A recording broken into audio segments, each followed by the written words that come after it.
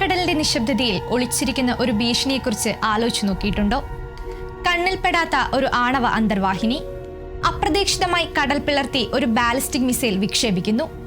ആയിരക്കണക്കിന് കിലോമീറ്ററുകൾ സഞ്ചരിച്ച് അത് ലക്ഷ്യസ്ഥാനത്ത് കൃത്യമായി പതിക്കുന്നു. ചൈന അടുത്തിടെ പസഫിക് സമുദ്രത്തിൽ നടത്തിയ ഈ നിഗൂഢമായ പരീക്ഷണം ലോകത്തെ ഞെട്ടിച്ചിരിക്കുകയാണ്.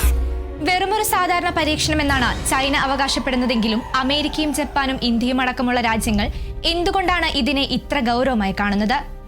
ചൈന നൽകുന്ന ഈ പുതിയ ആണവ മുന്നറിയിപ്പിന് പിന്നിലെ യാഥാർത്ഥ്യം ഇന്ന് നമ്മൾ പരിശോധിക്കാൻ പോവുകയാണ്. Welcome to elephant things.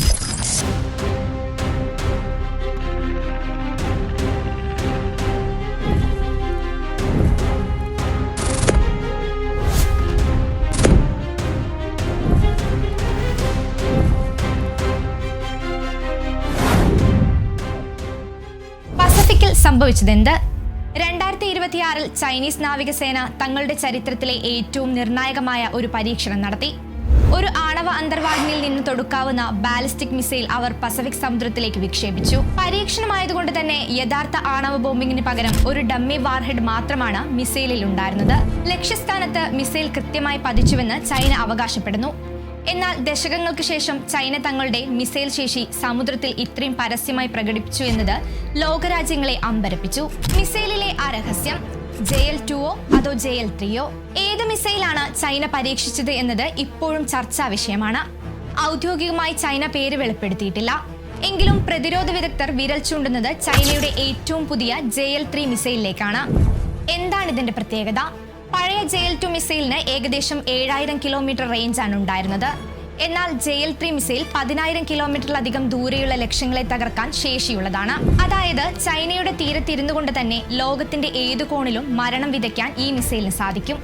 ഈ ഒരു കരുത്താണ് ചൈന ഇപ്പോൾ ലോകത്തിന് കാട്ടിക്കൊടുക്കുന്നത്. ലോകരാജ്യങ്ങളുടെ പ്രതിഷേധം. ഞങ്ങൾ എല്ലാം മുൻകൂട്ടി അറിയിച്ചിരുന്നു എന്നായിരുന്നു ചൈനയുടെ വിശദീകരണം. പക്ഷേ ഓസ്ട്രേലിയയും ജപ്പാനും ന്യൂസിലാൻഡും ഇത് അംഗീകരിച്ചില്ല. അറിയിപ്പ് ലഭിക്കുമ്പോഴേക്കും സമയം വൈകിപ്പോയിരുന്നു എന്നാണ് അവരുടെ പരാതി. മറ്റൊരു പ്രധാന കാര്യം, മിസൈൽ പതിച്ചത് ദക്ഷിണ പസഫിക്കിലെ ആണവവിമുക്ത മേഖലയ്ക്ക് തൊട്ടടുത്താണ്. ചൈന അന്താരാഷ്ട്ര നിയമങ്ങൾ ലംഘിച്ചുവെന്ന് ആരും പരസ്യമായി പറഞ്ഞിട്ടില്ലെങ്കിലും ഇൻഡോ പസഫിക് മേഖലയിൽ നിലനിൽക്കുന്ന സമാധാനത്തെ ഇത്തരം പരീക്ഷണങ്ങൾ ബാധിക്കുമെന്ന് ജപ്പാൻ ഉൾപ്പെടെയുള്ള രാജ്യങ്ങൾ മുന്നറിയിപ്പ് നൽകി കഴിഞ്ഞു. എന്താണ് സെക്കൻഡ് സ്ട്രൈക്ക് കപ്പാസിറ്റി? എന്തിനാണ് ഈ മിസൈലുകൾ ഇത്രയും പ്രാധാന്യം നേടുന്നത്? അതിനുത്തരമാണ് സെക്കൻഡ് സ്ട്രൈക്ക് കാപ്പബിലിറ്റി. ഒരു രാജ്യം ഇന്ത്യയെയോ അമേരിക്കയെയോ ആണവായുധം കൊണ്ട് ആദ്യം ആക്രമിച്ചാൽ നമ്മുടെ കരയിലെ മിസൈലുകൾ ഒരുപക്ഷെ തകർക്കപ്പെട്ടേക്കാം. എന്നാൽ കടലിന്റെ ആഴങ്ങളിൽ ഒളിച്ചിരിക്കുന്ന അന്തർവാഹിനികളെ കണ്ടെത്തുക അസാധ്യമാണ്. അവിടെ ഇരുന്ന് തിരിച്ച് ആക്രമണം നടത്തി ശത്രുവിനെ ഇല്ലാതാക്കാൻ അന്തർവാഹിനികൾക്ക് സാധിക്കും. ആരുടെയും കണ്ണുവെട്ടിച്ച് പ്രഹരിക്കാൻ കഴിയുന്ന ഈ കഴിവിനെയാണ് ലോകം ഭയക്കുന്നത്. ഇന്ത്യ ആശങ്കപ്പെടണോ? ചൈനയുടെ ഈ പരീക്ഷണം ഇന്ത്യക്ക് വലിയൊരു ഭീഷണിയാണോ? സത്യത്തിൽ ഇന്ത്യ ഈ വെല്ലുവിളിയെ മുൻപേ കണ്ടതാണ്. സ്വന്തം ന്യൂക്ലിയർ ട്രയാഡ് വികസിപ്പിച്ച ചുരുക്കം രാജ്യങ്ങളിൽ ഒന്നാണ് ഭാരതം. നമ്മുടെ INS അരിഹന്ത് ക്ലാസ് അന്തർവാഹിനികളും അതിൽ നിന്ന് വിക്ഷേപിക്കാവുന്ന K-50, K-4 മിസൈലുകളും ചൈനയ്ക്കുള്ള കൃത്യമായ മറുപടിയാണ്.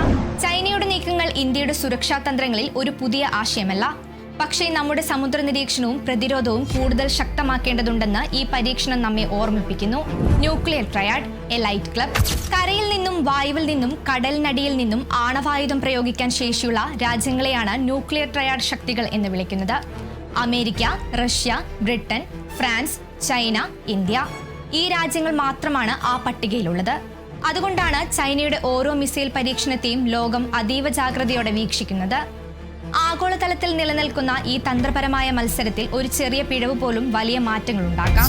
ചൈനയുടെ ഈ നീക്കം യുദ്ധത്തിന്റെ തുടക്കമല്ല, മറിച്ച് ഒരു ശക്തി പ്രകടനമാണ്. എങ്കിലും ആഗോള സമാധാനത്തിന് ആണവ മത്സരങ്ങൾ ഉയർത്തുന്ന വെല്ലുവിളി ഗൗരവമുള്ളതാണ്.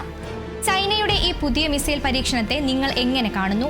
ഇതൊരു സാധാരണ പരിശീലനമാണോ അതോ ലോകരാജ്യങ്ങൾക്കുള്ള ശക്തമായ മുന്നറിയിപ്പാണോ? നിങ്ങളുടെ അഭിപ്രായങ്ങൾ താഴെ കമന്റ് ചെയ്യൂ. ഇതുപോലുള്ള ഗൗരവകരമായ പ്രതിരോധ വാർത്തകൾക്കും വിശകലനങ്ങൾക്കുമായി എലിഫന്റ് തിങ്സ് സബ്സ്ക്രൈബ് ചെയ്യാൻ മറക്കരുത്.